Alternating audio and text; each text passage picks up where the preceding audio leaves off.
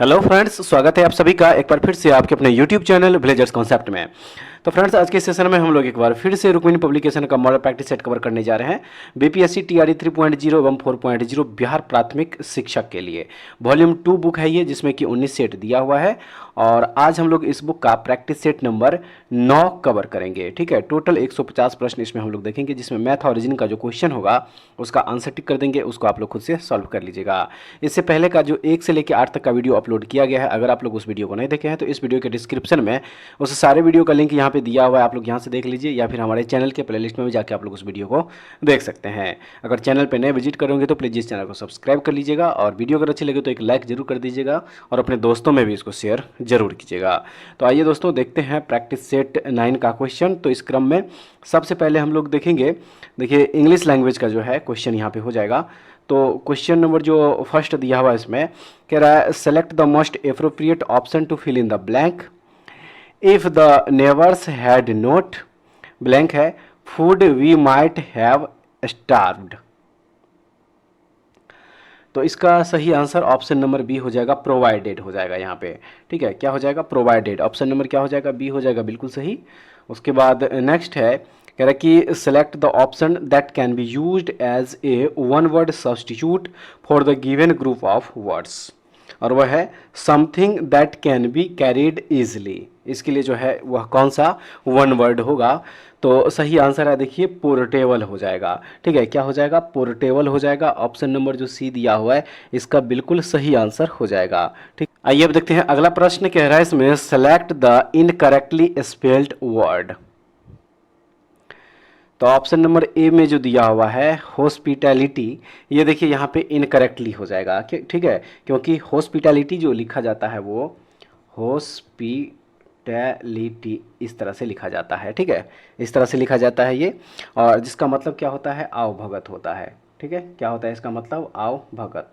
तो हॉस्पिटैलिटी जो है यह HOSPITALITY हो जाएगा। ठीक है, तो ऑप्शन नंबर क्या हो जाएगा? ए इसका बिल्कुल सही आंसर हो जाएगा। ठीक है फ्रेंड्स, चलिए अब अगला प्रश्न देख लीजिए। प्रश्न नंबर 4 कह रहा है कि which among the following is not a fruit. सही आंसर है ब्रोकली। ऑप्शन नंबर जो सी है बिल्कुल सही आंसर हो जाएगा। ठीक है, ऑप्शन नंबर सी हो जाएगा बिल्कुल सही। उसके बाद नेक्स्ट क्वेश्चन है, there are total blank planet in the solar system. इसका सही हो जाएगा 8। ठीक है, there are total 8 planet in the solar system. तो ऑप्शन नंबर क्या हो जाएगा? ए हो जाएगा इसका बिल्कुल सही आंसर। आइए अब देखते हैं नेक्स्ट क्वेश्चन। कह रहा है इसमें, the only child of grand father is.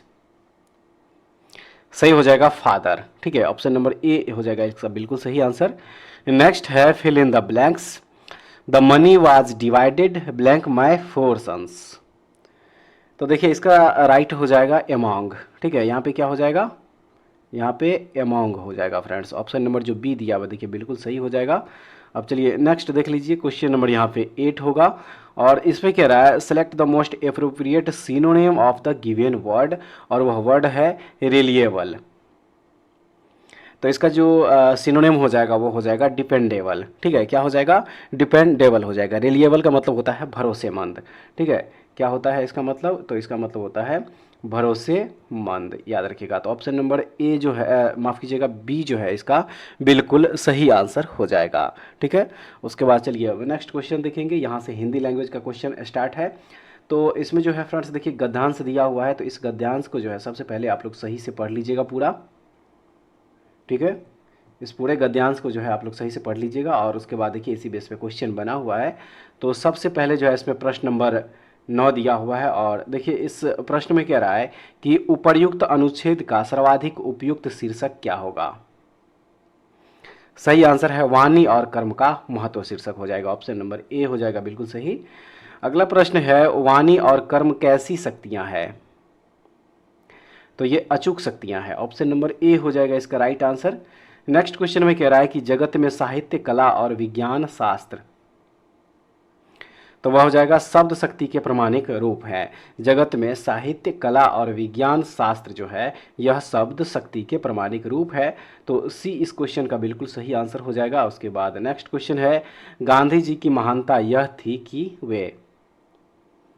सही हो जाएगा, जो कहते थे वही करते थे। ऑप्शन नंबर क्या हो जाएगा, ए हो जाएगा इसका बिल्कुल सही आंसर। उसके बाद जो अगला प्रश्न हो जाएगा इसमें प्रश्न नंबर 13। और देखिए फ्रेंड्स, इसमें कह रहा है कि शब्द शक्ति के महान होते हुए भी, सही है, व्यवहार भी एक शक्ति के रूप में है। तो क्या हो जाएगा, सी हो जाएगा इसका राइट आंसर। नेक्स्ट क्वेश्चन है कि मुख्यमंत्री ने घोषणा की को कर्मवाच्य में बदलने पर क्या होगा। तो यह हो जाएगा मुख्यमंत्री के द्वारा घोषणा की गई, सी इसका राइट आंसर हो जाएगा फ्रेंड्स। नेक्स्ट क्वेश्चन में है कि समास के संदर्भ में इनमें से कौन सा कथन गलत है।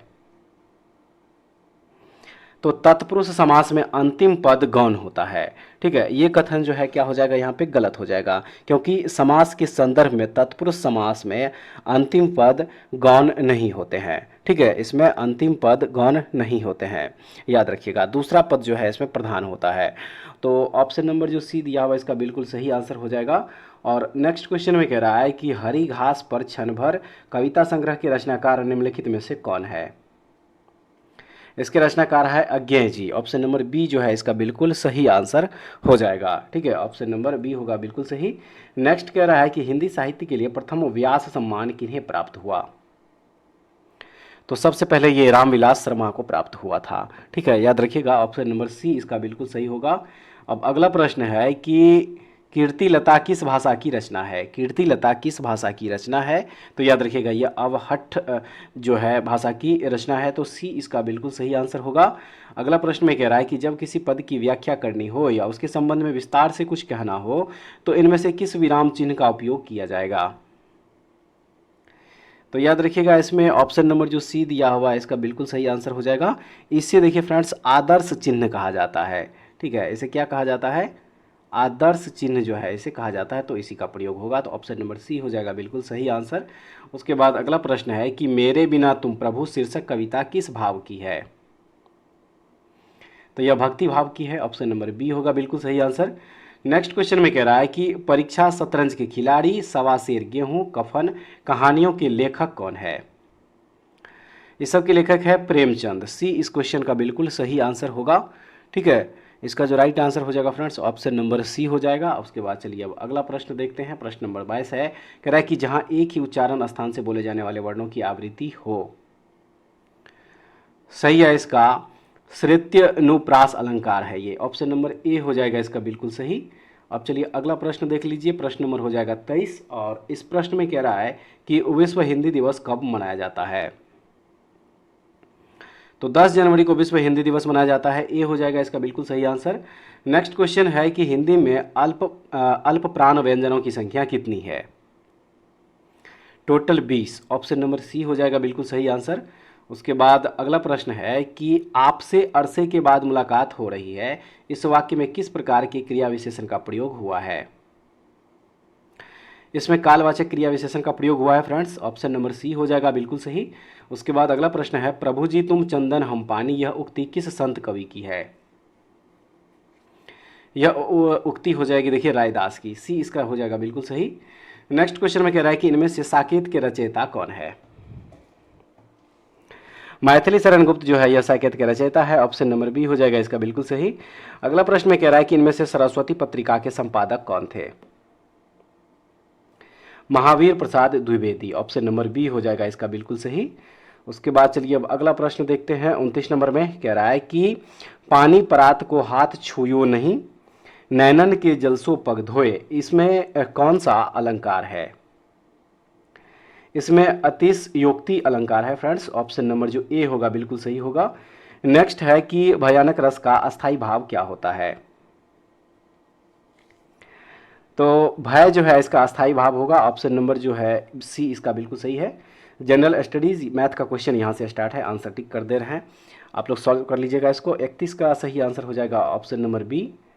अगला प्रश्न जो 32 है इसका सही आंसर ऑप्शन नंबर बी होगा। उसके बाद चलिए अब नेक्स्ट देख लीजिए। 35 नंबर प्रश्न है और 33 का जो सही आंसर हो जाएगा ऑप्शन नंबर ए हो जाएगा। 34 का right answer friends option number B. 35 का ऑप्शन नंबर बी होगा।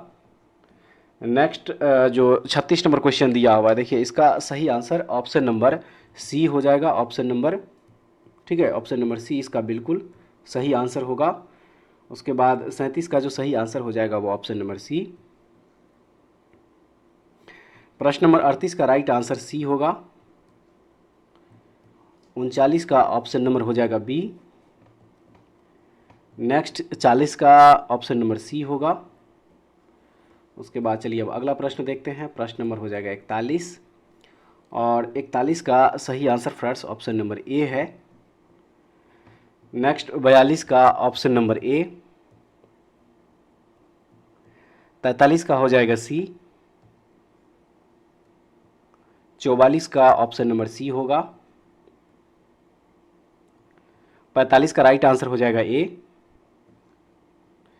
उसके बाद नेक्स्ट है कि बंगाल विभाजन के विषय में किसने कहा था, विभाजन हमारे ऊपर बम की तरह गिरा। तो ये सुरेंद्रनाथ बनर्जी ने कहा था। ठीक है, याद रखिएगा ऑप्शन नंबर बी जो है सही हो जाएगा। बंगाल विभाजन जो है यह फ्रेंड्स 1905 ईस्वी में लॉर्ड कर्जन के द्वारा किया गया था, याद रखिएगा।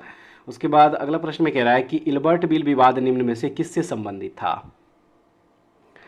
तो यह यूरोप के लोगों के मामलों की सुनवाई करने के लिए भारतीय न्यायाधीशों पर लगाई गई पाबंदी को हटाया जाना से संबंधित है। ऑप्शन नंबर सी हो जाएगा इसका बिल्कुल सही। अगला प्रश्न में कह रहा है कि आजाद दस्ता बिहार में किस आंदोलन के दौरान सक्रिय रहा। सही है, भारत छोड़ो आंदोलन के दौरान। ऑप्शन नंबर ए हो जाएगा बिल्कुल सही। नेक्स्ट क्वेश्चन में कह रहा है कि निम्न में कौन चतुराईपूर्ण निष्क्रियता की नीति के साथ जुड़ा है। तो यह है जॉन लॉरेंस, यानी कि ऑप्शन नंबर सी इसका बिल्कुल सही होगा।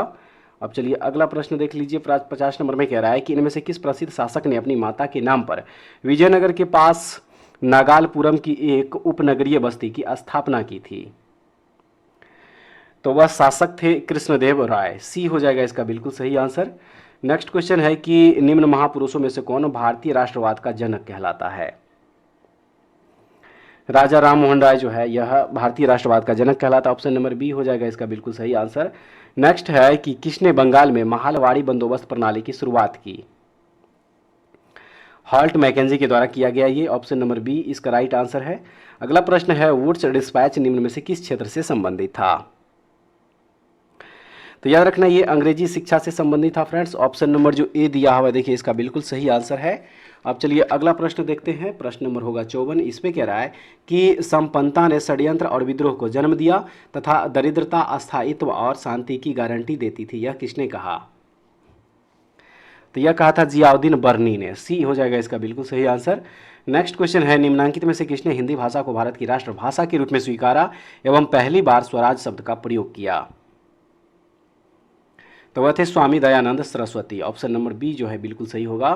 नेक्स्ट क्वेश्चन में कह रहा है कि गांधी इरविन समझौते को भारतीय इतिहास में एक महत्वपूर्ण स्थान प्राप्त है। इस समझौते को अन्य किस नाम से जाना जाता है। सही है, ऐसे दिल्ली समझौता के नाम से भी जाना जाता है फ्रेंड्स, याद रखिएगा। ऑप्शन नंबर बी हो जाएगा बिल्कुल सही। और ये गांधी इरविन समझौता जो है ये 1931 ईस्वी में हुआ था, याद रखना है। तो ऑप्शन नंबर बी इसका बिल्कुल सही हो जाएगा। नेक्स्ट क्वेश्चन कह रहा है कि ग्वालियर राज्य की स्थापना किसने की थी। सही है, Jiwaji Rao Scindia. Option number C हो जाएगा बिल्कुल सही। अगला प्रश्न में है प्रारंभिक उदारवादियों का राजनीतिक चरण माना गया 1885 से 1905 ईस्वी। ऑप्शन नंबर बी जो है बिल्कुल सही होगा। नेक्स्ट क्वेश्चन है कि शासन की संघीय प्रणाली इस अधिनियम के अंतर्गत स्थापित की गई थी। गवर्नमेंट ऑफ इंडिया एक्ट 1935 के तहत जो है इसकी स्थापना हुआ था। तो बी इसका बिल्कुल सही आंसर हो जाएगा। उसके बाद जो नेक्स्ट क्वेश्चन दिया हुआ उसमें कह रहा है कि all India trade union Congress के बंबई अधिवेशन की अध्यक्षता किसने की थी। लाला लाजपत राय जो है इन्हीं के द्वारा किया गया था। सी हो जाएगा इसका बिल्कुल सही आंसर। उसके बाद अगला प्रश्न है, कह रहा है इसमें कि नीलगिरी संरक्षित जैविक क्षेत्र का विस्तार किन राज्यों में है। सही है, तमिलनाडु, केरल और कर्नाटक, इन तीनों राज्यों में जो इनका विस्तार है। तो ऑप्शन नंबर सी हो जाएगा इसका बिल्कुल सही। अगला प्रश्न में कह रहा है कि कन्याकुमारी से सटी पहाड़ियां कौन सी है। कार्डोमम की पहाड़ियां है। ऑप्शन नंबर सी इसका बिल्कुल सही होगा। नेक्स्ट कह रहा है कि भारत में किस राज्य का सर्वाधिक क्षेत्र घने पतझड़ वाले जंगल से घिरा है।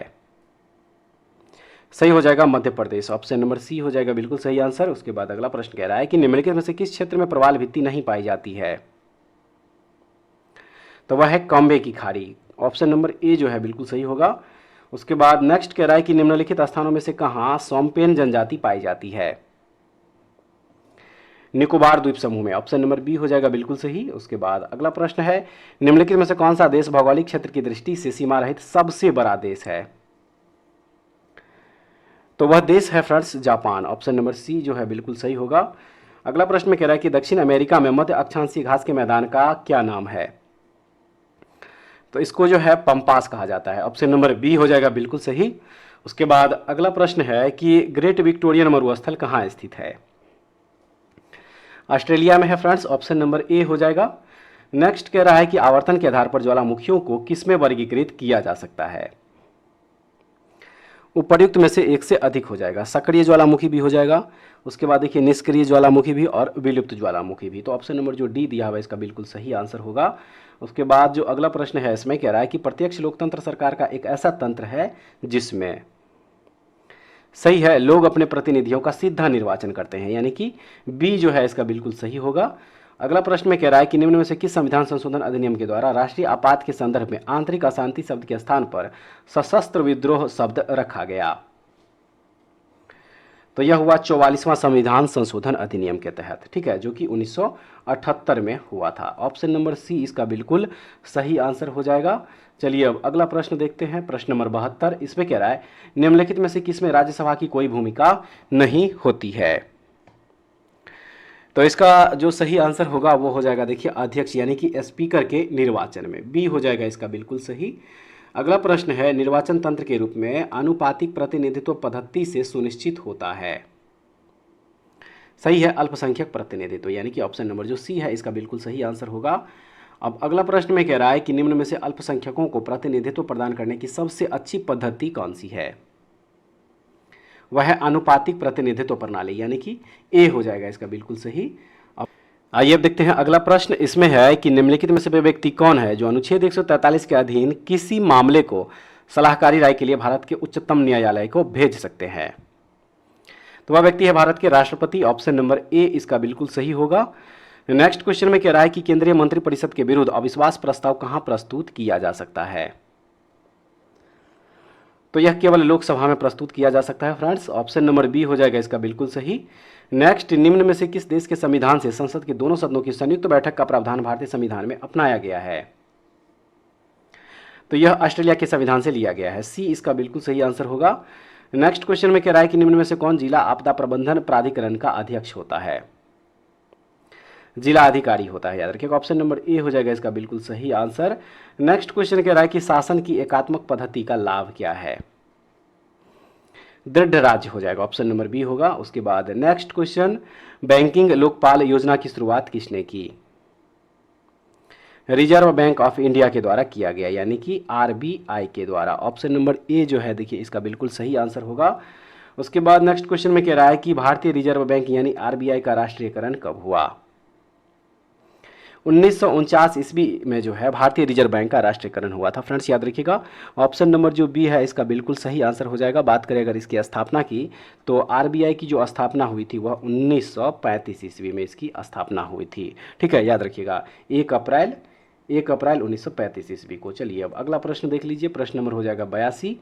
और फ्रेंड्स इस क्वेश्चन में प्रश्न नंबर जो 42 है, देखिए इसमें कह रहा है संशोधित मूल्य वर्धित कर यानी कि मोडवेट संबंधित है किससे?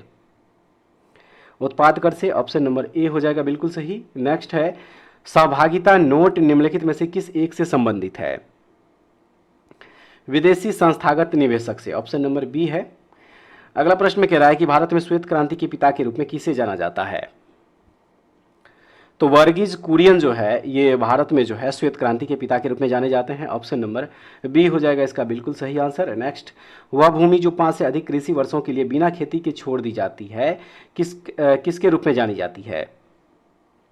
कृषि योग्य बंजर भूमि के रूप में जानी जाती है ये। ऑप्शन नंबर ए हो जाएगा बिल्कुल सही आंसर। नेक्स्ट कह रहा है कि किसी अर्थव्यवस्था में मुद्रा गुणक निम्नलिखित में से किस एक के साथ साथ बढ़ता है? सही है, जनता की बैंकिंग आदतों में वृद्धि, यानी कि ऑप्शन नंबर जो बी है इसका बिल्कुल सही आंसर हो जाएगा।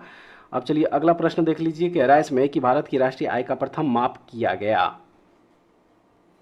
दादा भाई नौरोजी के द्वारा किया गया था। ऑप्शन नंबर जो सी इसका बिल्कुल सही आंसर होगा।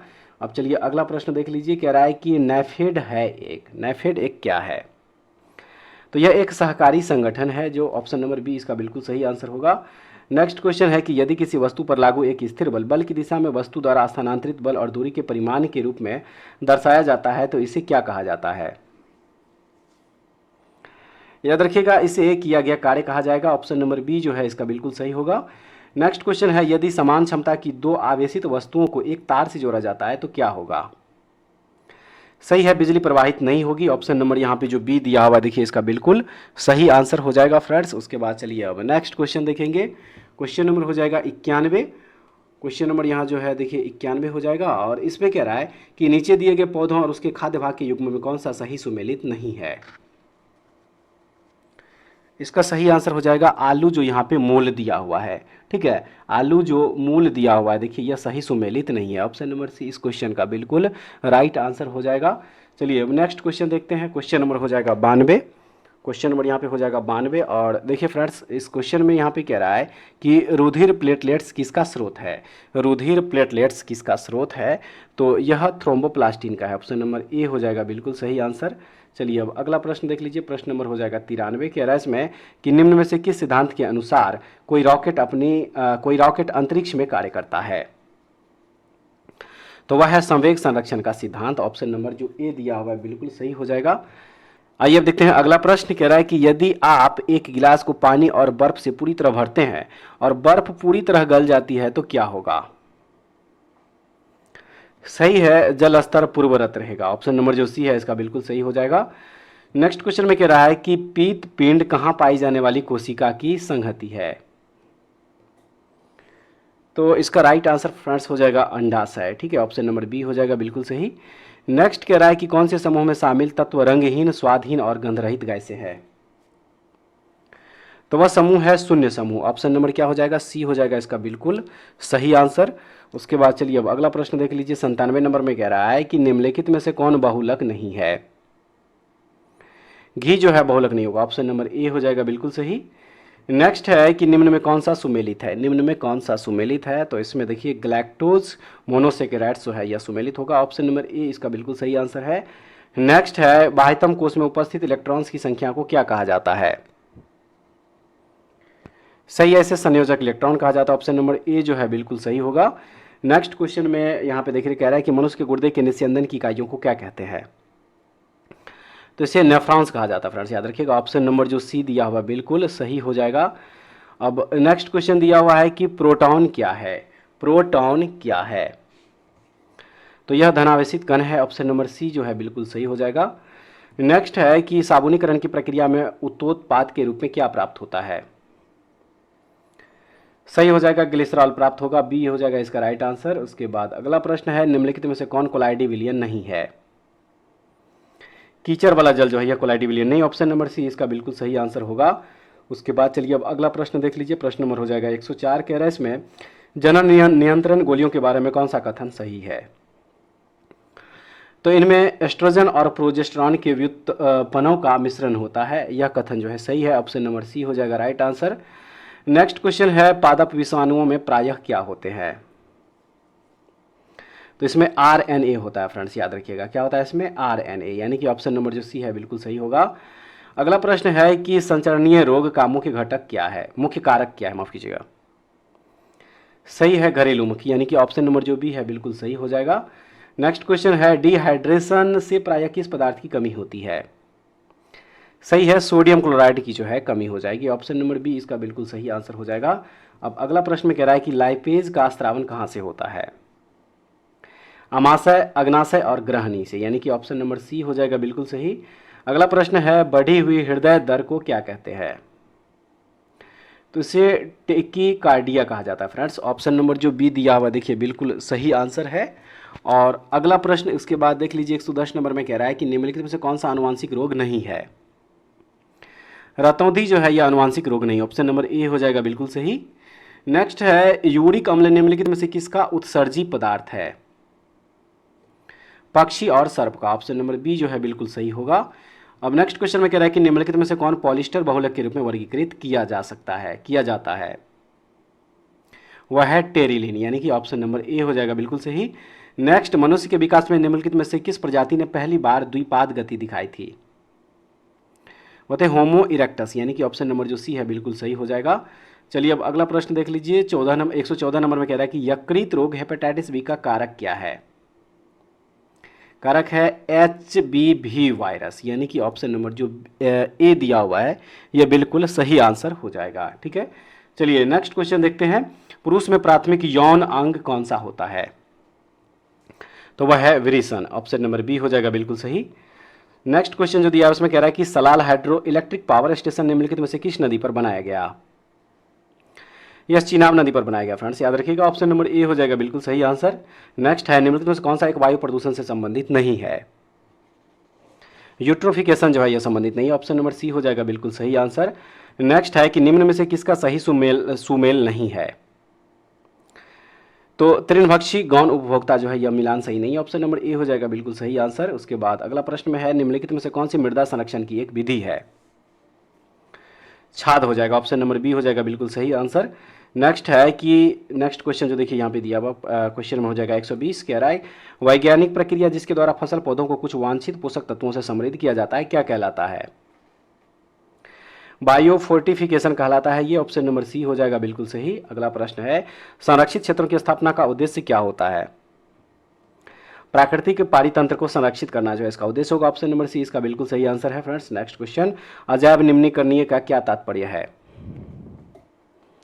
इसका तात्पर्य हो जाएगा वे पदार्थ जो जैविक प्रक्रियाओं द्वारा विघटित नहीं होते हैं, ऑप्शन नंबर जो बी है बिल्कुल सही हो जाएगा।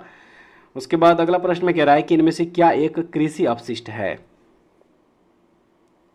सही हो जाएगा भूसी, यानी कि ऑप्शन नंबर ए हो जाएगा बिल्कुल सही। नेक्स्ट, बुकर पुरस्कार 2023 से किसे सम्मानित किया गया है? पॉल लिंच को, ऑप्शन नंबर सी हो जाएगा बिल्कुल सही आंसर। उसके बाद जो अगला प्रश्न हो जाएगा इसमें प्रश्न नंबर हो जाएगा 125, कह रहा है आईसीसी पुरुष एक दिवसीय क्रिकेट विश्व कप 2023 का खिताब किस टीम ने जीता है? ऑस्ट्रेलिया की टीम ने जीता है भारत को हरा के, ऑप्शन नंबर ए हो जाएगा बिल्कुल सही। अब नेक्स्ट क्वेश्चन, अर्जेंटीना के नए राष्ट्रपति कौन बने हैं? जेवियर माइली बने हैं, सी हो जाएगा राइट आंसर। नेक्स्ट, भारत के पहले दलित मुख्य सूचना आयुक्त यानी कि सीआईसी कौन बने हैं? वह है हीरालाल सामरिया, ऑप्शन नंबर ए जो है देखिए बिल्कुल सही आंसर होगा। उसके बाद अगला प्रश्न में कह रहा है कि अंतर्राष्ट्रीय सौर गठबंधन का 95वां सदस्य देश कौन सा बना है? वह है चिली देश, ऑप्शन नंबर बी हो जाएगा बिल्कुल सही। नेक्स्ट क्वेश्चन कह रहा है कि मिस यूनिवर्स 2023 का खिताब किसने जीता है? तो यह जीता है सेनेस पलासियोस ने, ऑप्शन नंबर जो सी है देखिए बिल्कुल सही आंसर होगा। उसके बाद नेक्स्ट क्वेश्चन है, यूनेस्को ने किस शहर को भारत का प्रथम साहित्य का शहर बनाने की घोषणा की है? तो इसका सही आंसर हो जाएगा कोझिकोड केरल, ऑप्शन नंबर ए हो जाएगा बिल्कुल सही आंसर। नेक्स्ट, रग्बी विश्व कप 2023 का खिताब किस देश ने जीता है? यह जीता है दक्षिण Africa, option number A B हो जाएगा बिल्कुल सही। नेक्स्ट, तकनीकी स्टार्टअप की सहायता के लिए किस मंत्रालय ने लीप अहेड पहल शुरू की है? तो यह शुरू किया गया है इलेक्ट्रॉनिक्स और सूचना प्रौद्योगिकी मंत्रालय के द्वारा, यानी कि ऑप्शन नंबर जो ए है बिल्कुल सही आंसर होगा फ्रेंड्स। नेक्स्ट क्वेश्चन है कि प्रधानमंत्री नरेंद्र मोदी ने भगवान बिरसा मुंडा की जयंती पर पीएमपीवीटीजी मिशन और विकसित भारत संकल्प भाग का शुभारंभ कहाँ किया है? तो यह किया गया है देखिए उलीहातू झारखंड में, ऑप्शन नंबर बी हो जाएगा बिल्कुल सही। नेक्स्ट है कि बिहार में सबसे अधिक जातियां किस वर्ग में है? बिहार में सबसे अधिक जातियां किस वर्ग में है? तो सही आंसर है ईबीसी में, ऑप्शन नंबर जो सी दिया हुआ है इसका बिल्कुल सही आंसर हो जाएगा फ्रेंड्स। उसके बाद चलिए अब अगला प्रश्न देखते हैं, प्रश्न नंबर हो जाएगा 135, कह रहा है कि 37वें राष्ट्रीय खेल 2023 में रजत पदक जीतने वाली श्रेया रानी का संबंध किस खेल से है? तो याद रखिएगा इनका संबंध है ताइक्वांडो से, ऑप्शन नंबर ए इसका बिल्कुल सही आंसर है। चलिए नेक्स्ट क्वेश्चन देखते हैं, क्वेश्चन नंबर हो जाएगा 136, यहाँ से रीजनिंग का क्वेश्चन स्टार्ट है, इसका आंसर टिक कर देना, आप लोग खुद से सॉल्व कर लीजिएगा। 136 नंबर क्वेश्चन का right answer friends option number C हो जाएगा। नेक्स्ट 137 नंबर जो है इसका सही आंसर हो जाएगा ऑप्शन नंबर सी। उसके बाद अगला प्रश्न है 138, राइट आंसर इसका ऑप्शन नंबर बी होगा। नेक्स्ट 139 का सही आंसर हो जाएगा सी। उसके बाद चलिए अगला प्रश्न 140, करेक्ट आंसर इसका हो जाएगा ऑप्शन नंबर ए। उसके बाद जो नेक्स्ट है 141, इसका सही आंसर हो जाएगा बी। उसके बाद 142 का फ्रेंड्स हो जाएगा ऑप्शन नंबर सी। 143 नंबर जो क्वेश्चन दिया हुआ, पहले आप लोग इस क्वेश्चन को सही से देख लीजिए, पढ़ लीजिएगा। उसके बाद चलिए इसका ऑप्शन देख लेते हैं यहाँ पे 143 का, और इसका जो राइट आंसर हो जाएगा 143 में वो ऑप्शन नंबर ए हो जाएगा। नेक्स्ट है 144 का सही आंसर ऑप्शन नंबर बी होगा। 145 का फ्रेंड्स हो जाएगा ऑप्शन नंबर ए। उसके बाद 146 जो दिया हुआ देखिए इसका सही आंसर ऑप्शन नंबर बी है। नेक्स्ट 147 का सही आंसर हो जाएगा ऑप्शन नंबर ए। 148 नंबर क्वेश्चन जो दिया हुआ देखिए इसका सही आंसर ऑप्शन नंबर यहाँ पे जो ए दिया हुआ है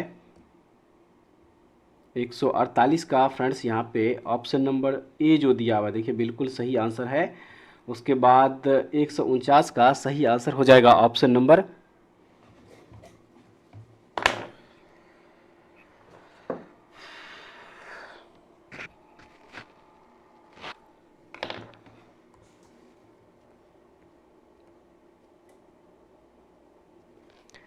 आइए अब देखते हैं नेक्स्ट क्वेश्चन 148, इसका सही आंसर ऑप्शन नंबर ए हो जाएगा। उसके बाद जो नेक्स्ट दिया हुआ है इसमें 149, इसका सही आंसर फ्रेंड्स ऑप्शन नंबर ए होगा, ठीक है ए। और उसके बाद आइए अब इस सेट का लास्ट क्वेश्चन देख लीजिए, इसका सही आंसर हो जाएगा ऑप्शन नंबर बी। तो फ्रेंड्स ये था प्रैक्टिस सेट नंबर 9, बिहार प्राथमिक शिक्षक जो टीआरई 3.0 एवं 4.0 के लिए द प्लेटफॉर्म के द्वारा जब model practice set book launch किया गया है वॉल्यूम 2 का, ठीक है। उम्मीद करते हैं कि आज का सेट भी आप लोगों को काफ़ी महत्वपूर्ण होगा। एक बार कमेंट्स करके जरूर बताइएगा कि ये सेशन आप लोगों को कैसा लगा, ठीक है फ्रेंड्स। तो ऐसे वीडियो पाने के लिए हमारे चैनल से जुड़े रहिए। नेक्स्ट वीडियो में दोबारा फिर से मिलते हैं, तब तक के लिए जय हिंद।